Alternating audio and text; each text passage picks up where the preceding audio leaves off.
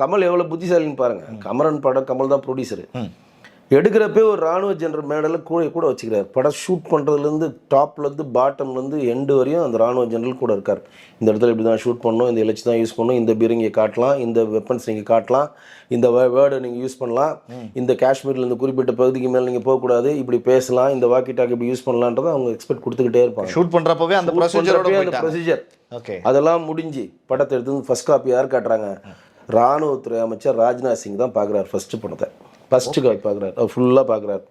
அதில் ராணுவத்துக்கு சம்மந்தப்பட்ட ஆட்கள்லாம் பார்க்குறாங்க, இதெல்லாம் மாற்றணும்னு சில இதெல்லாம் சொல்லி அதெல்லாம் முடிஞ்ச பிறகு தான் சென்சார் போர்டுக்கு வந்து சர்டிஃபிகேட் ஆகுது. கிளியர் ஆகிட்டு அப்படியே வந்துடும் ஸ்மூத்தாக. அப்போ ராணுவத்துலேருந்து அப்ஜெக்ஷன்லாம் க்ளீன் ப்ராசஸ் ஆகுதா? இப்போ போர்டு நினச்சிருந்ததுன்னா நீங்கள் போய் நோ அப்ஜெக்ஷன் வாங்கினா கேலி. போர்டு எப்படிமா ஹெல்ப் பண்ணும்?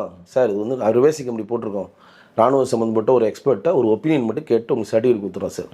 ஒரு ஆளை கூடுவாங்க, பாருங்கள் சார், சில இதெல்லாம் மாற்றுங்க சார், இது ஒரு செட் ஆகாது, 2 நாள் சர்டிஃபிகேட் முடிஞ்சு போச்சு. ஓகே, அந்த ஹெல்ப்பை போர்டே பண்ணும். போகணும்னு அவசியமே இல்லை, போர்டே பண்ணும். ஏன்னா எனக்கு தெரியும் அங்கே இருக்கவங்க எப்படியோ அந்த படத்தை வெளியிடணும், எவ்வளோ சீக்கிரம் சர்டிஃபிகேட் கொடுக்கணும் தான் போராடுவாங்க. அவங்க லேட் பண்ணணும்னு நினைக்கவே மாட்டாங்க.